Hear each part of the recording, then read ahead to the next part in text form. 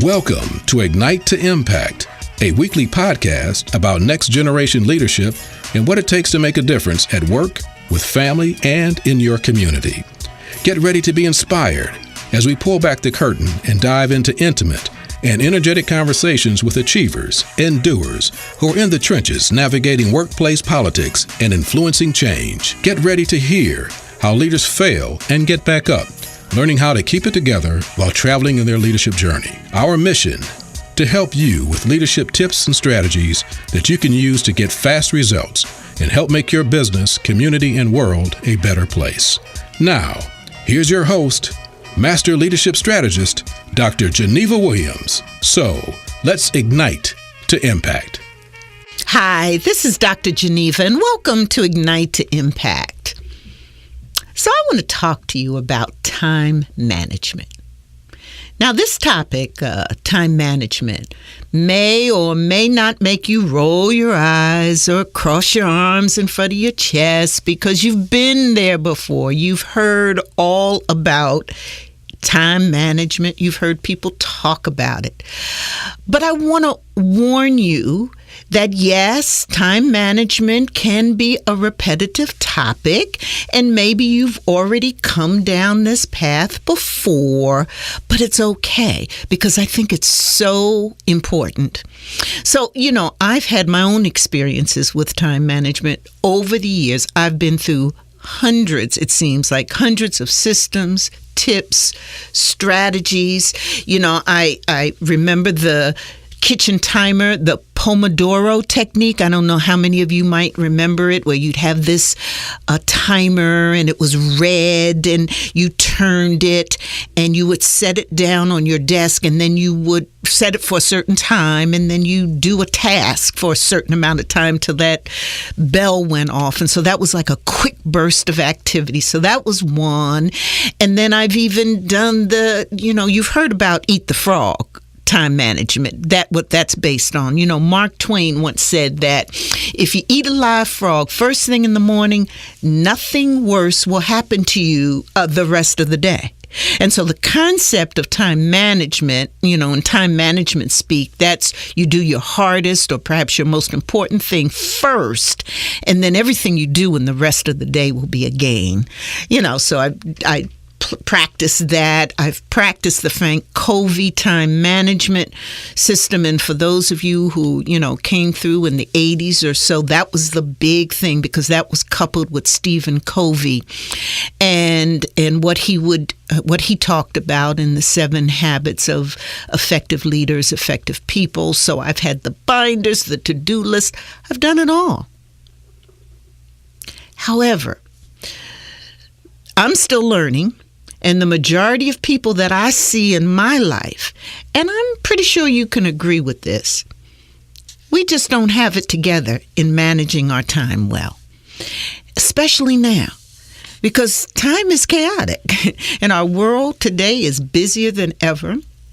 And so time management is actually a skill that's more important than ever before with the amount of demands we all have on our time. So I want you to really take a moment, some time, to get back in touch with how you are spending your time. And I want you to ask questions of yourself, like, am I directing my focus?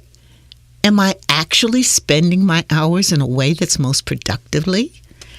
And most importantly, am I spending my time in a way that's going to make me happy at the end of the day? Find joy. Those are questions that we should always be asking ourselves.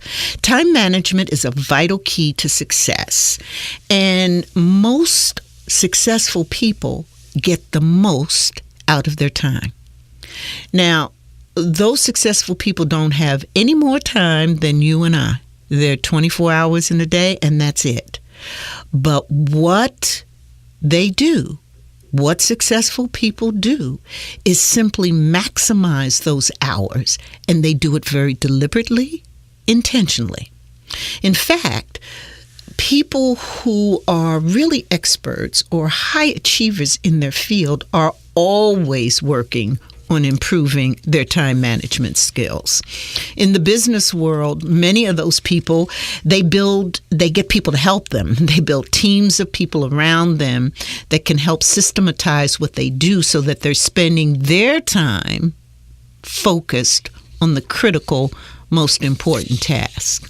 And so that anything that's not relevant or important to them is delegated or is outsourced or is being managed by someone else. And this is fundamentally a key to their success. Now, so you might not be in a position right now where you can outsource or delegate your entire list, and you might not be in the corporate world.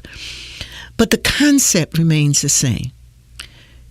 Your ability to focus on the most important things and tracking where you're spending your hours is the most critical thing you can do.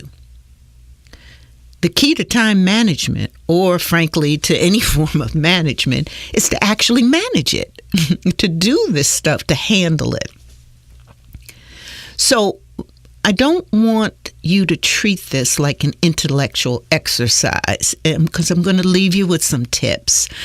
And I don't want us to go through the checks of saying, okay, time management requires this and this and this. But I'd love for you to actually take advantage of the tools and the tips and the strategies that are available and work hard at becoming a very, very effective time manager. And I'm telling you, you're actually going to become more efficient. And it's going to be very important for you to be the kind of person that will not allow other people to waste your time, nor will you allow bad habits to kick back into your productive working hours. So now there's a ton of different ways that you can manage your time. But I wanted to dive right in and share with you 4 action things you can do. Okay. So the first one is to take some time to think about your biggest time wasters. You might want to spend the entire next few days making notes as you go along. And as you do the things that waste your time, you'll catch yourself wasting time. You might want to make some notes about that. But I really want you to think about, be very intentional, be very focused about, well, what are my biggest time wasters? Now, it could be that you check your email too often or you respond to text messages in an instant instead of waiting to see what the text message is saying or that email says later on. It might be that you're on Facebook or social networks or things that really aren't all that important online too often.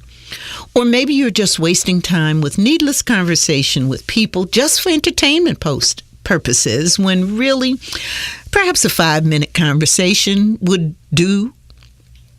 And you're turning it into a half-an-hour debate that you really don't need to be investing your time into. It could be a lot of things. I know for me, I found that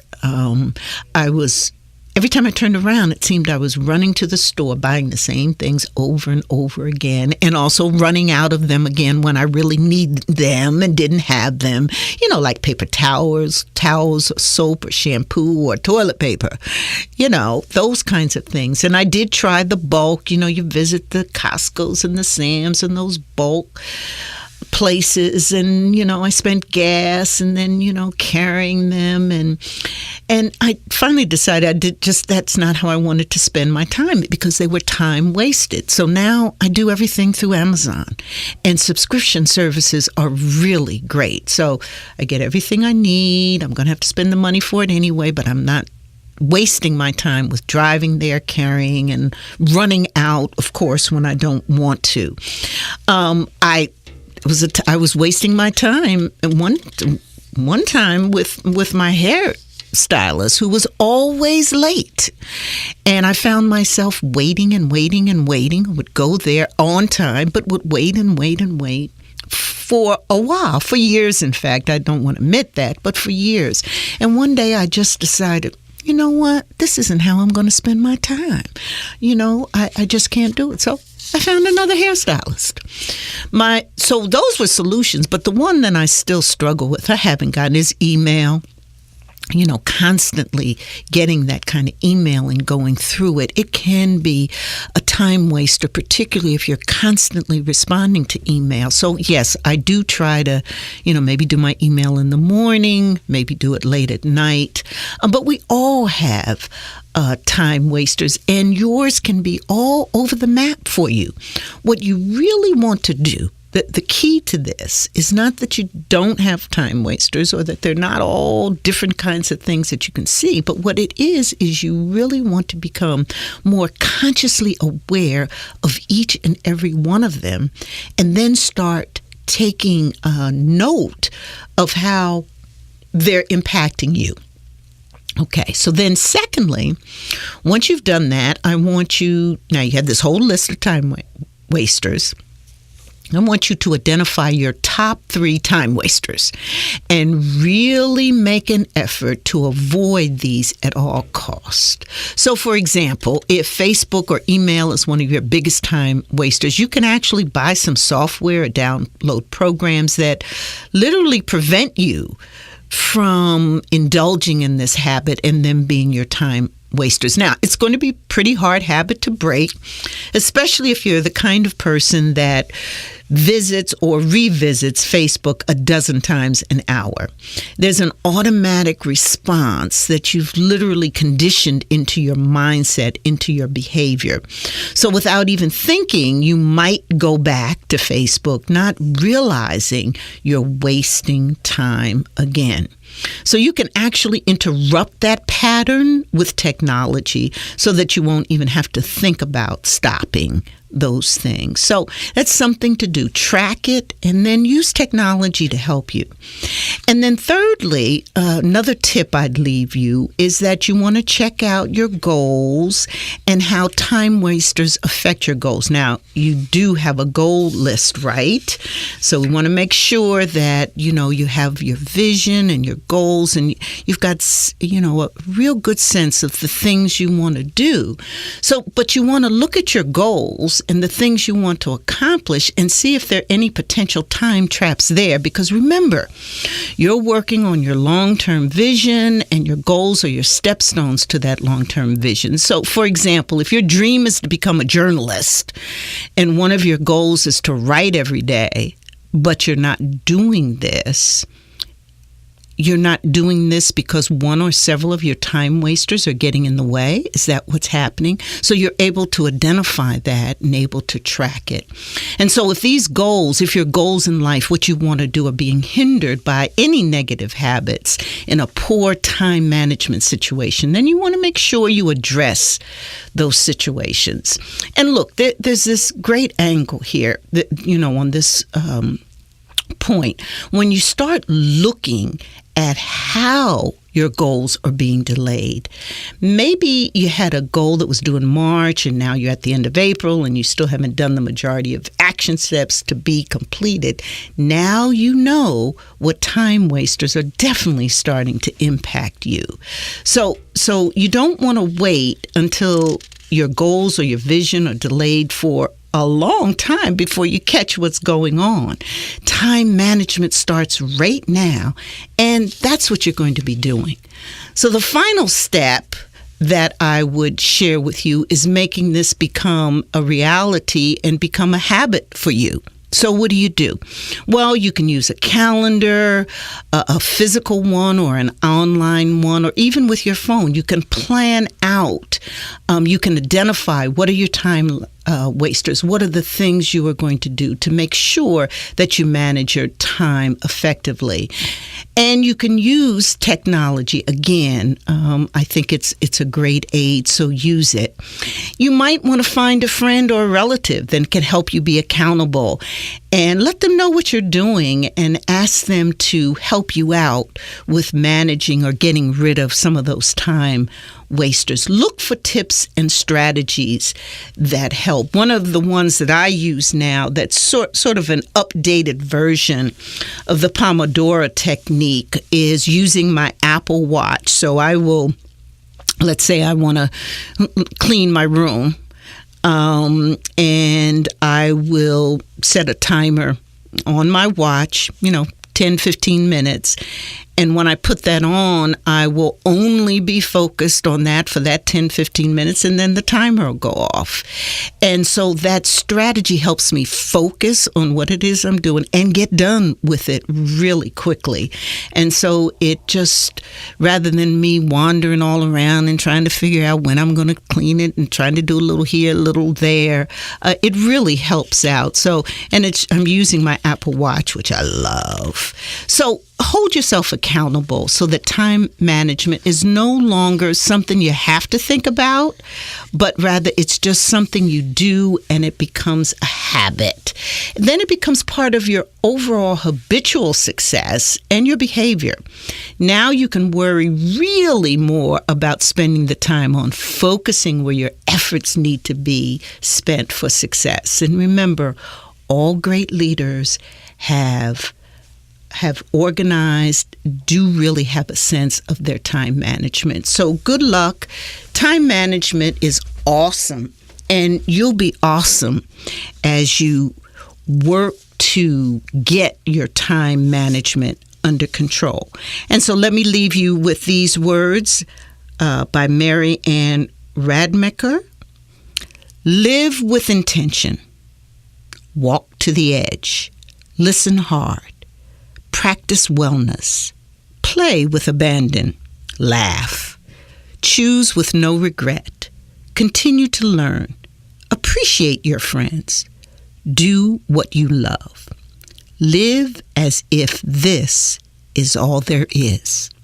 Thanks so much. See you next time. This is Dr. Geneva. Impact always. You've been listening to Ignite to Impact with your host, Dr. Geneva Williams, an award-winning executive, facilitator, and master leadership strategist. Dr. Geneva is passionate about inspiring others to get their own leadership on and empowering the next generation with leadership tools and tips to help make the world a better place. Sign up to download Dr. Geneva's audiobook on leadership. Get the show notes, links, and other resources at drgenevaspeaks.com. That's drgenevaspeaks.com. Thanks for listening. Please share this podcast to those in your community via Facebook, Twitter, LinkedIn, or Google+, and leave us a 5-star review in iTunes. When you do that, it helps others find the show better. Send your questions or comments to info@drgenevaspeaks.com and use the hashtag Ignite2Impact.